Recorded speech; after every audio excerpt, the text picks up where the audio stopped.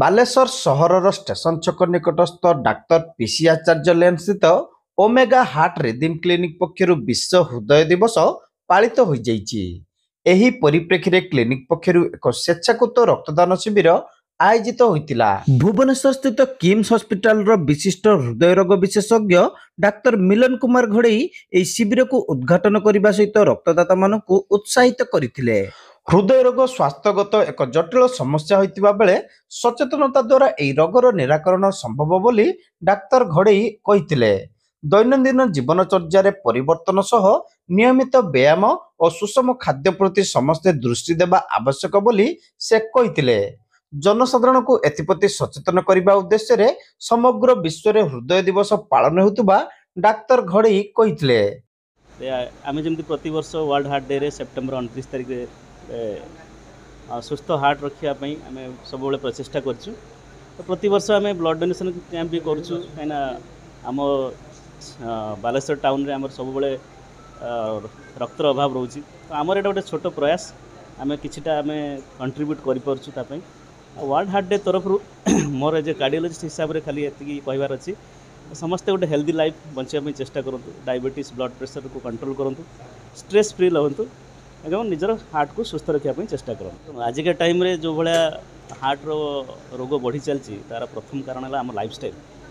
ପ୍ରଥମେ ଆମ ଭିତରେ ବହୁତ ଷ୍ଟ୍ରେସ୍ ରହିଛି, କମ୍ପିଟିସନ୍ ସବୁବେଳେ ରହୁଛି, ଜୀବନଟାକୁ କେମିତି ଆମେ ଭଲ ଭାବରେ ବଞ୍ଚିବୁ, ତା ଭିତରେ କେମିତି ପଇସା, ଫ୍ୟାମିଲି, ଏଇ ଷ୍ଟ୍ରେସ୍ ଭିତରେ ଆମର ଖାଦ୍ୟ, ଆମ ସ୍ୱାସ୍ଥ୍ୟ, ଡାଇବେଟିସ୍, ବ୍ଲଡ଼ ପ୍ରେସର, ସ୍ମୋକିଂ, ଆଲକୋହଲର ପରିମାଣ ସବୁ ବଢ଼ି ଚାଲିଛି, ତାକୁ ଆମେ ଟିକେ ଚେଷ୍ଟା କରିବୁ ଯେମିତି କଣ୍ଟ୍ରୋଲ କରିବା ପାଇଁ।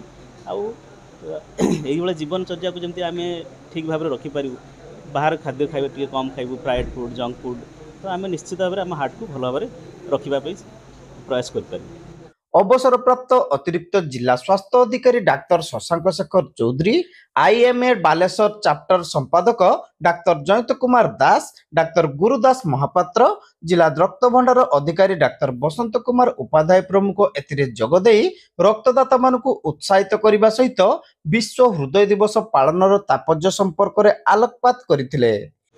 ହୃଦୟ ଦିବସର ଉଦ୍ଦେଶ୍ୟ ହେଉଛି କି ଆମେ ସମସ୍ତ ପମ୍ପିଂ ମେସିନ୍, ଯାହାଫଳରେ କି ଆମେ ବଞ୍ଚିଛୁ ଯେତେ ଜନ୍ମରୁ ହାର୍ଟ ପମ୍ପିଂ ଆରମ୍ଭ କରେ ଟିଲ୍ ଡେଥ୍। ତେଣୁ ଆକୁ କେମିତି ଆମର କେମିତି ପ୍ରୋଟେକ୍ସନ୍ ରହିବ ତାହାରି ପାଇଁ ଏଇ ଦିନଟି ଆଜି ସମସ୍ତେ ଅବଜର୍ଭ କରୁଛୁ। ଏବଂ ଉଦ୍ଦେଶ୍ୟ ହେଲା କି ଯେମିତିକି ଆମେ ଜଙ୍କ ଫୁଡ଼୍ ଖାଉଛୁ, ଛଣାଛଣି ଖାଉଛୁ, ବାହାରେ ଖାଇବାର ଡିଷ୍ଟର୍ବ ହେଉଛି, ତାଦ୍ୱାରା କ'ଣ ହେବ, ହାର୍ଟରେ ଗୋଟେ କରୋନାରୀ ଆର୍ଟେରୀ ଅଛି, ଯେଉଁ ଆର୍ଟେରୀ ପେସେଣ୍ଟ ଗୁଡ଼ିକ ଫ୍ୟାଟ୍ ଜମା ହେଇକରି ସରୁ ହେଇଯିବ, ଯାହାଫଳରେ ହାର୍ଟରୁ ରକ୍ତ ସପ୍ଲାଏ ହେଇପାରିବ, ଯାହାଫଳରେ ହାର୍ଟଟା ସାଙ୍ଗେ ସାଙ୍ଗେ ଇମିଡ଼ିଏଟଲି କିଛି ଗୁଡ଼ିଏ ଡିଜିଜ୍ ହେବ বা ହାର୍ଟ ବ୍ଲକ୍ ବା ଯାହାକୁ ଆମେ ହାର୍ଟ ଆଟାକ୍ ବୋଲି କହିଦେଉଛୁ, କାହିଁକିନା ତାର ହାର୍ଟ ଆଟାକ୍ ଖାଲି ଗୋଟେ ମିନିଂ ନାହିଁ, ମଲ୍ଟିପୁଲ୍ ଡିଜିଜେସ୍ କମିଟ୍। ତେଣୁ ତାକୁ ହିଁ ପ୍ରୋଟେକ୍ସନ୍ କରିବା ପାଇଁ, ଆୱାରନେସ୍ କରିବା ପାଇଁ ଆଜି ଆମେ ଏ ଦିନକୁ ପାଳନ କରୁଛୁ ବିଶ୍ୱ ହୃଦୟ ଦିବସରେ। ଆଉ ଯେତେ ପର୍ଯ୍ୟନ୍ତ ଆମେ ବଞ୍ଚିଛୁ ସେତେ ପର୍ଯ୍ୟନ୍ତ ହାର୍ଟ ଚାଲିଥିବ, ଯେଉଁ ଦିନ ହାର୍ଟ ବନ୍ଦ ହେଇଯିବ ସେଦିନ ସମାପ୍ତ ହେଇଯିବ। ରକ୍ତଦାନ ମାଧ୍ୟମରେ ହୃଦୟ ରୋଗ ଉପରେ ସଚେତନତା ସୃଷ୍ଟି ପାଇଁ ଓମେଗା କ୍ଲିନିକ୍ କର୍ତ୍ତୃପକ୍ଷଙ୍କ ପ୍ରୟାସ ଅନ୍ୟମାନଙ୍କୁ ପ୍ରେରଣା ଦେବ ବୋଲି ଅତିଥିମାନେ ଆଶା ପ୍ରକାଶ କରିଥିଲେ।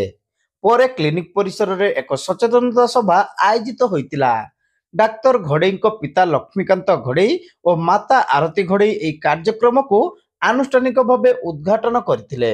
ଏଥିରେ ଡାକ୍ତର ଘୋଡ଼େଇଙ୍କ ସହ ଡାକ୍ତର ଦାସ ଓ ଡାକ୍ତର ଚୌଧୁରୀ ଉପସ୍ଥିତ ରହି ସଚେତନତା ତଥା ଉତ୍ତମ ଜୀବନଚର୍ଯ୍ୟା ମାଧ୍ୟମରେ ହୃଦରୋଗର ନିୟନ୍ତ୍ରଣ ସମ୍ଭବ ବୋଲି ମତ ପ୍ରକାଶ କରିଥିଲେ। ଏହି ଅବସରରେ ସ୍ୱାସ୍ଥ୍ୟ ସେବାରେ ନିଜକୁ ନିୟୋଜିତ କରିଥିବା ବ୍ୟକ୍ତିବିଶେଷଙ୍କୁ କ୍ଲିନିକ୍ ପକ୍ଷରୁ ସମ୍ବର୍ଦ୍ଧିତ କରାଯାଇଥିଲା। ପରେ ଶିଶୁ ହୃଦରୋଗ ବିଶେଷଜ୍ଞ ସିପିଆର୍ ମାଧ୍ୟମରେ ହୃଦରୋଗର ପ୍ରାଥମିକ ଚିକିତ୍ସା କରିବାର ପ୍ରଣାଳୀକୁ ପ୍ରଦର୍ଶିତ କରାଯାଇଥିଲା। ଅନ୍ୟମାନଙ୍କ ମଧ୍ୟରେ ଦିଲ୍ଲୀପ କୁମାର ବେହେରା, ସପନ କୁମାର ଘୋଡ଼େଇ, ଅଭିରାମ ବେହେରା, ସୁରଜ କୁମାର ସାହୁ, ପ୍ରଦୀପ ପ୍ରଧାନ, ଦିଲ୍ଲୀପ ନାୟକ, ଶୁଭଲକ୍ଷ୍ମୀ ସିନ୍ଧି ବିଗ୍ରହ, ରିତାଲି ପାଣିଗ୍ରାହୀ, ରଶ୍ମିତା ପ୍ରଧାନ, ଜୁଲିରାଣୀ ବେହେରା, ରଶ୍ମିତା ମଲ୍ଲିକ ପ୍ରମୁଖ ଉପସ୍ଥିତ ରହି ସମସ୍ତ କାର୍ଯ୍ୟକୁ ପରିଚାଳନା କରିଥିଲେ।